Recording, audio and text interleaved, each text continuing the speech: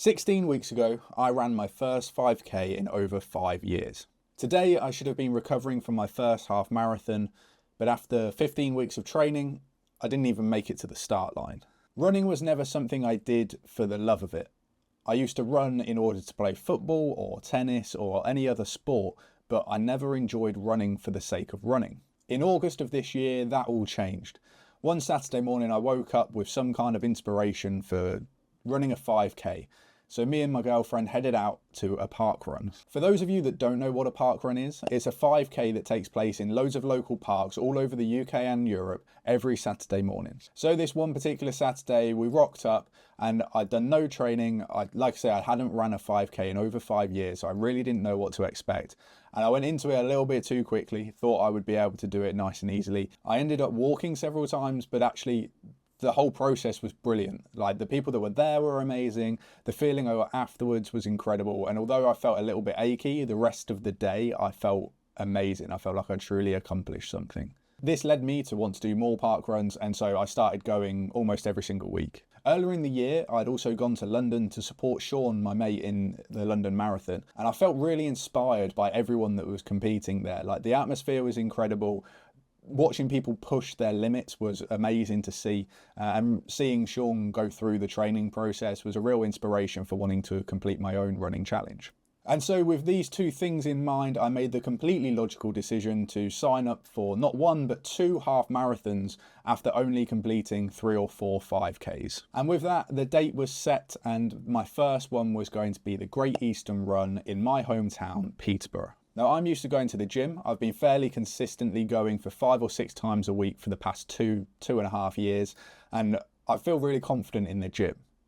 But from a running perspective, I had no idea what I was doing at all, so I decided to use the app Runna. For a complete beginner, it was incredible. I was able to put in some very basic information about runs I'd completed recently, what I wanted to achieve, when my race was, and it was building me a plan that all I had to do was follow. I didn't have to know anything about how to improve as a runner, and it was going amazingly for about 5 weeks. And then I noticed that my plan was a little bit off. I started to really struggle with the interval sessions that I was being set, and the just general volume of the plan was too much for me to do alongside having other things going on in my life. So I ended up going back through my plan and checking what was going on, and to this day I'm not sure what caused it. I'm almost certain that there was something that I did that caused this. When I got to that 5 or 6 week mark and things started to really get challenging, I thought, well, I've set the plan up, I've given all the information that I've got. Maybe I'm just not pushing myself enough. And so I just kept pushing harder and harder and harder. And for another 2 or 3 weeks, I was struggling through, but I was getting through the sessions and letting it affect other parts of my life. I was essentially waking up, running, going to work, sleeping. That was my life. But when I finally had a look at it 2 or 3 weeks later, so we're about the halfway point of the plan now, my best effort for a 5k at that point was about 26 minutes. I think it was about 26 minutes and 6 seconds. But when I looked on my plan, where you could change the timings of like your most recent run, it said that I'd run a 5k most recently at like 23 minutes, which 3 minutes doesn't seem like a lot, but over a 5k distance, that is quite substantial. This was why all of my interval sessions were far too difficult. My long runs were fine in terms of the distance, but they were set with certain speeds in mind, certain paces in mind throughout, and trying to hit those paces while doing the full distance was just near on impossible. At this point, it felt like a little bit of a kick, and I really felt demotivated by following the plan.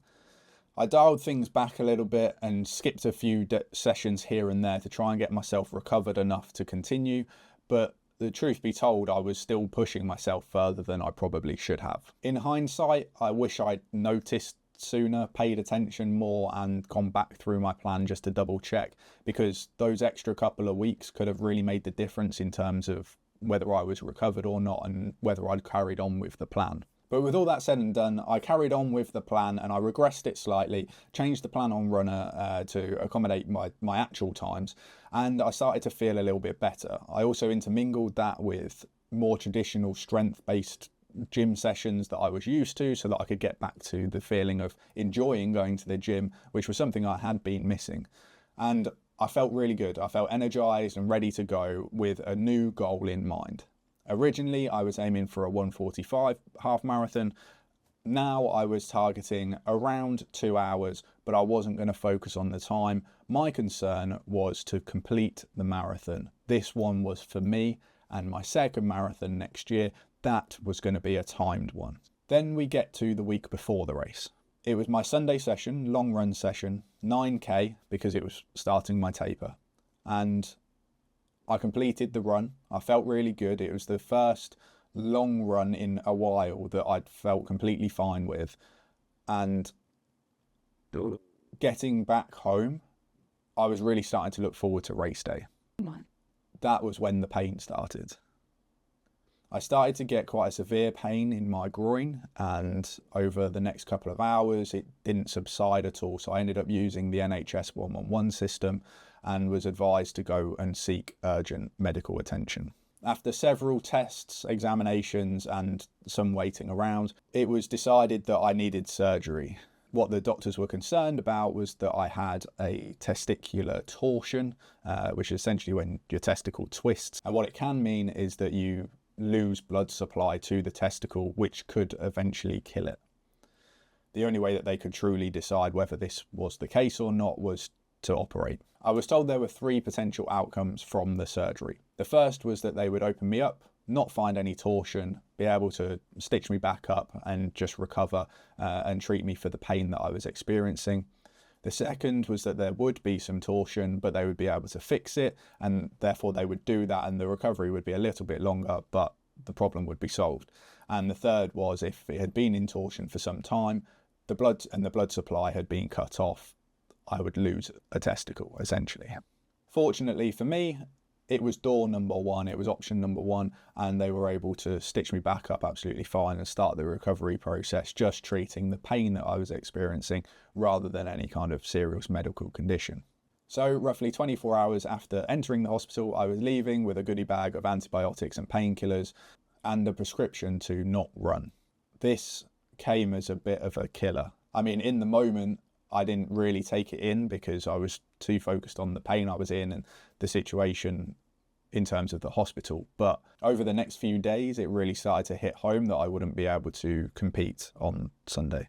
This was the first time that I've genuinely trained for something for a long period of time in anticipation of a competition.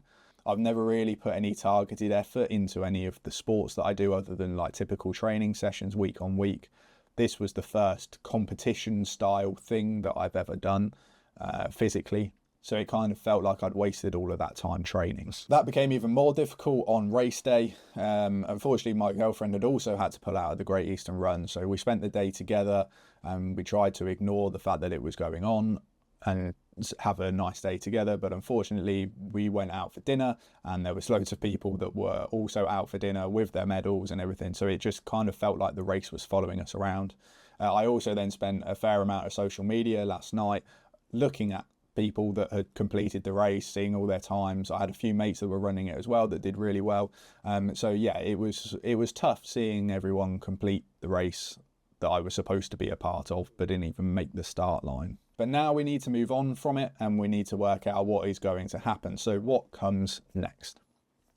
Next for me is starting to get back into the gym and enjoying it. As I mentioned, the running training in the gym specifically was so different to anything I've ever done before, and it wasn't something I particularly enjoyed. I could understand the benefit of it, and that's why I kept doing it, but if I had my choice, I would be lifting more weights, I would be kind of building up size in muscles as opposed to strength. It was quite nice to actually put some size on my legs, which is something I'd never really done before.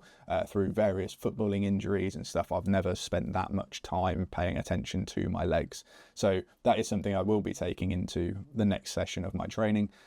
But I think essentially until Christmas, I'm going to be on a hypertrophy phase and going back to traditional bodybuilding in the gym. Obviously with my recovery from surgery, that will be delayed as well, so I've still got probably another week or two until I get into the gym, and then I'll be ramping it up going through till Christmas into the new year. Now, I did mention earlier that the decision to do a half marathon was 2 half marathons signed up for within 24 hours of each other.